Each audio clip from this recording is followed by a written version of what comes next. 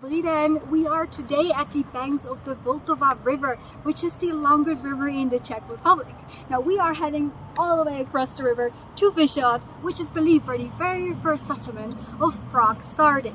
Now in order to get across the river, we'll be using one of the 6 ferries in Prague. Now these 6 ferries you can use with Litačka, which is the public transportation method in Prague. You can use the very same ticket that you can also use with your metro, bus and tram. As we are now crossing the river, we're getting closer to Vyšehrad, where history and mythology are intertwined. So we are almost there at Vyšehrad, just a couple more steps to go. Now it was believed that the settlement here at Vyšehrad was founded between the 7th and 9th century.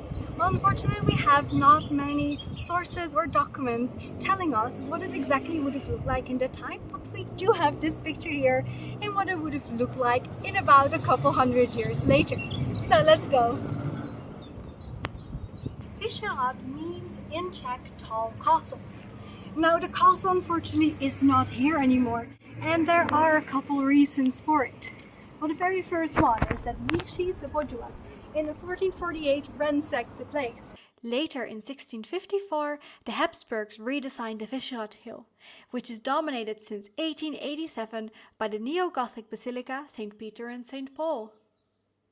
We are standing right here at the statue created in 1881 by Josef Václav Myslbek. And this statue is of Přemysl and Libuše. Now Libuše was said to be the very first princess here at Vyšehrad. She was the daughter of Kníže Kruk, and after her father passed away, she inherited the throne. Now later she married Přemysl, who was said to be a plowman. Přemysl is believed to be the first of the Přemyslovci royal family, which ruled Bohemia until 1521. One day Libuše stood at the edge of the cliff and she looked at what is now Prague, and she started a prophecy. Město vidím veliké, jehož slava hvězd se bude dotýkat. Right behind the church of St. Peter and St. Paul, you can find a very intriguing legend. So that column right over there is said to be one of the very most famous corpus delicti. And the reason is because it is written about in many different demonology dictionaries. Many versions of this legend goes that there was once a very kind and very virtuous priest. He would always take care of the people in need and of the poor people. Now one day the devil, he saw this priest and he said, I have to have that soul, because it was said that the purer the soul, the more the soul was worth. And the devil, he wanted to bring this soul with him to hell. Now, the next day, the priest was walking through the village and he saw one of his neighbors. They kind of asked him to come into the inn and to play some cards with him. And he was like, sure, alright, why not? Now when he came in, he sat down, he suddenly started to win every single game, every single one of them, and he kind of felt very lucky. So, of course, the next day he came in again and sat down at the table with his neighbors. What he did not know was that the devil was there, masked, unrecognizable. And suddenly, the entire day, he kept losing and losing and losing. But now he wanted to get that money back that he had won the first day, so he kept coming back. At another time, at another time. And suddenly, an entire week, he was there already trying to win. But unless he didn't. So, at that time, he was so desperate to finally win that money back that he asked the devil his help. And the devil says, of course, I can help you with that. No worries. 3 years, I will make sure you've got the luckiest cards in the world. But after that, I'm taking you with me to hell. And the priest, wanting to win so badly, he said yes. So for 3 years on, this priest had great decks. He was winning and gathering all that money. And he didn't really go to mass anymore. At first he did a bit, but later on, the church started to fall in decay. Now, the very last day, before the 3 years were over, the priest realized what he had done. He was about to be brought back with him to hell. He didn't want this, of course.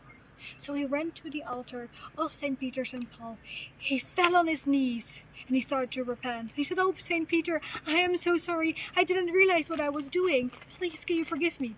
And St. Peter, he was in quite a forgiven mood. So he said to the priest, "You know what? I know what you have to do. Tomorrow, when the devil wants to bring you with him to hell, you have to ask him for one last favor. Ask him to bring a big pillar from the Vatican in Rome, from San Pietro, with him. And he has to bring it back before the end of morning mass." Now the devil, always in for some game, said, "Sure, why not? Why not?" So what did he do? He flew all the way over to Rome, but he never really crossed the river, the Tiber River. He ended up in Trastevere, and in Trastevere there was this beautiful square, and there was this church called Santa Maria in Trastevere. And there he grabbed one of the columns and he flew back. But when he was right above at Venice, St. Peter had another trick up his sleeve, and he pushed the pillar right from the devil's shoulders into the water. Now the devil, he had to quickly go into the water and start looking for this column, and when he finally, after a couple tries, got it back up his shoulder again, St. Peter just tipped it off again. 2 more times. So in total 3 times this devil had to pick up this column again, and at the end he raced back to Visegrad. But Mass just finished, and the devil had lost. The priest had won. And the devil, he got so mad that he threw this column underground in 3 pieces. After that he vanished back to hell, never to be seen again here until 1655. And the priest, he promised St. Peter to never touch cards again. 1655, during an exorcism, it is believed that the devil proclaimed his name to be Zordan. Now, until this very day, they named the column after the devil. That was the end of today. I hope you really enjoyed it. And if you are interested in more tours or stories, you can find me on Viator and TripAdvisor.